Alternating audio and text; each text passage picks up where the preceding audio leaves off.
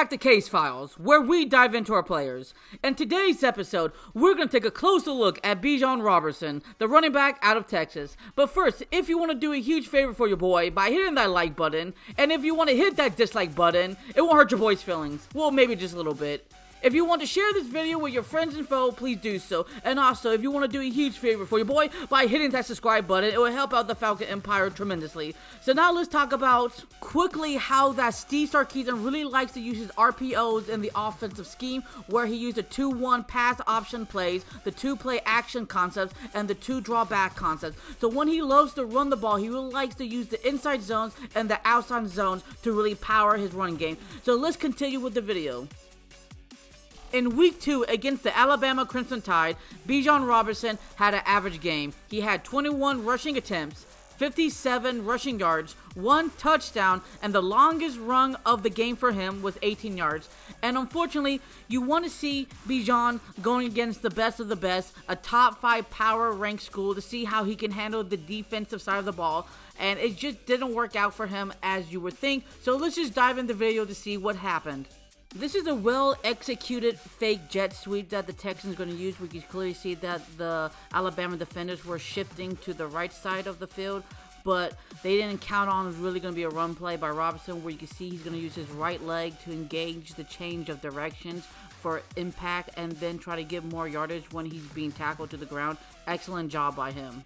On this drive, Robinson's job is to go through the hole where the offensive line is creating a hole for him on the right side. But unfortunately for the play, he takes a bad angle too far on the left, where he hits his own teammates when he's trying to use the change of direction to go to the right side to get this first down.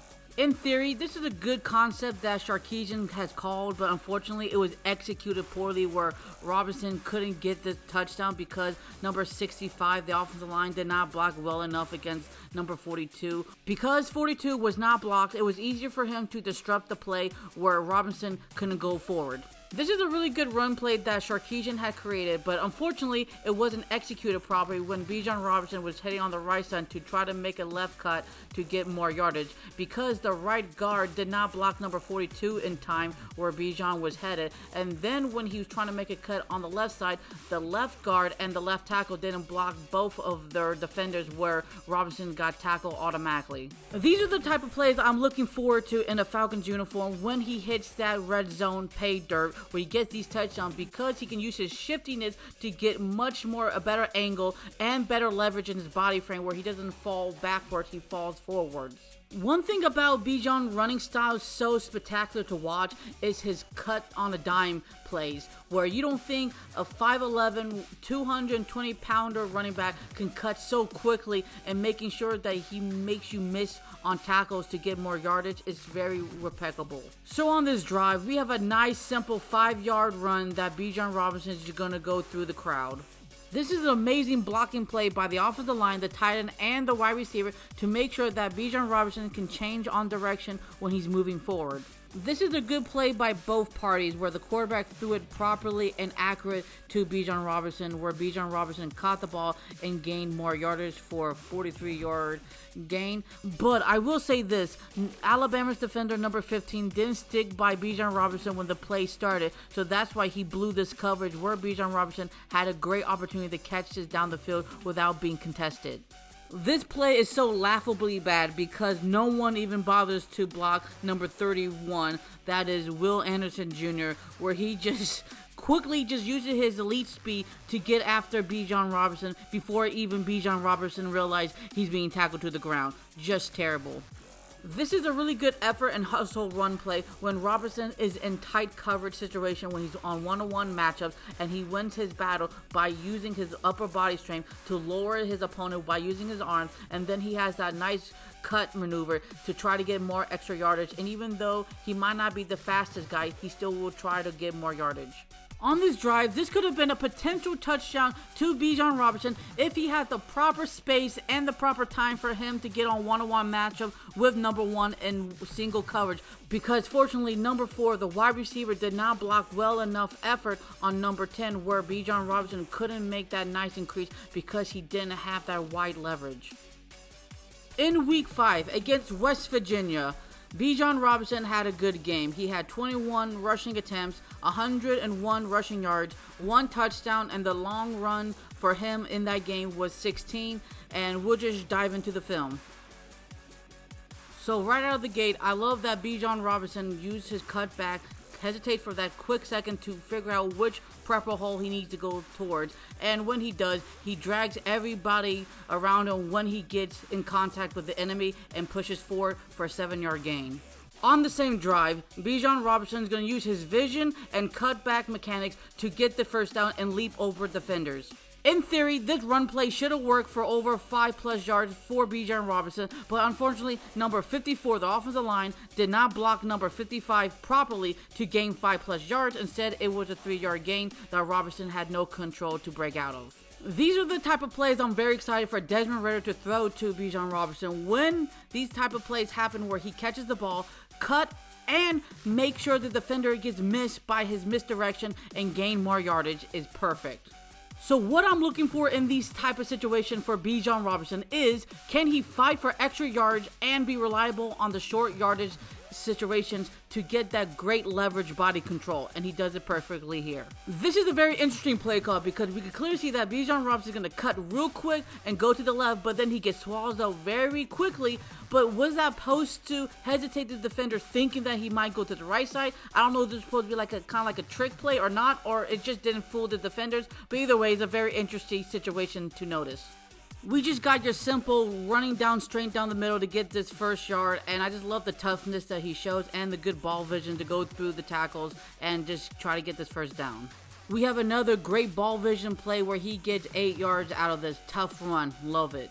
Showing consistency on moving the chains, especially in the fourth quarter with large gains and yardage, where it's easier for your offense to score on the touchdowns or get the first down to kneel. It's the reason why Arthur Smith picked Bijan Robinson, because he does it time after time again. I call this a neutral play where both sides of the party did their thing but didn't do the thing they want the other side to do. So what do I mean by that? So for Bijan Robinson, he wanted to score a touchdown. He probably could have, because there's plenty of times he have done that, wide open field.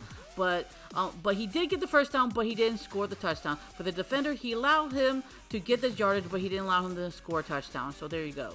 These are the type of scenarios that the Atlanta Falcons want to have when Bijan Robinson is on the field, especially when they're trying to get a first down and, you know, large amount of yardage where they need to eclipse that first down. And you can see what Robinson can do when he has that nice cutting ability for a big man for himself, to making sure that it's hard for him to bring down. In Week 9 against TCU, Bijan Robinson had a bad game. He had 12 rushing attempts, 29 rushing yards, 0 touchdown, and the longest run of the night was 9 yards. And believe me, both sides of the party when it comes to the offensive side of the ball were terrible. So let's just dive into the video to see why. On this play, Bijan Robinson is going to show you he still has that nice cut ability, but unfortunately he gets tackled way too early. I think this is a bad play calling for Robinson, because I understand they don't want to make sure the quarterback gets a safety if he gets sacked on this play, so they're trying to move the chains, but they have to do a better creative way to run the ball. It's the same drive on the second down, and I'm telling you again, they're doing a bad play calling. They're not making crazy designs to trick the opponent. They're just trying to go down the field to making sure that they're getting the quarterback plenty of much space to making sure he doesn't get sacked. So now the Texans have better field position to use their running back, Bijan Robinson, properly when he could use good ball vision and good cutbacks to try to get this first down for them. Because in the other sections, he had no room to really maneuver because everybody was so clunked together. But unlike this play, he has wide open field position to move freely and to escape from collapsing defenders around him. And he gets that extra offensive line to give him that extra boost of coverage. Bijan Robinson is really using good sense of direction where he needs to go. He doesn't hesitate at all. He goes towards the first down mark, and when he gets there, he gets pushed back, but he still continues to fighting no matter what the situation brings him. Sometimes the play just doesn't work even when the ball snaps, and this is a clear indication where it happens, where Bijan Robinson just gets pushed back way too easily with all these defenders, where number 75 did not block well enough against number 57, where he just got stuffed so rapidly and everything just broke down so quickly after that. So at the end of the day, these plays are very important to understand that Bijan Robinson can only do so much for his team. If the offensive line doesn't play well, he probably won't play well. But if they do play well, he will play well. I don't think this was the right play call at the right time, especially going on the right side where you can clearly see that a bunch of the defenders was already there at their border, per se, where the offensive lineman did not block number 98 properly enough, where he couldn't find any holes. This is a nice play on Bijan Robinson's part when he does a really good, nice cut on the right side where he's trying to find wiggle room to go to the left side, but unfortunately he gets taken down by 95. Well, get pressed by 95, but then gets taken down by 3 because the offensive line does not guard properly enough in time where he can make that incredible, nice left turn. This is really good ball vision on Robinson's part because he clearly sees that on the right side is crowded, so he decides to do a nice cut and go to the left side to get this first down.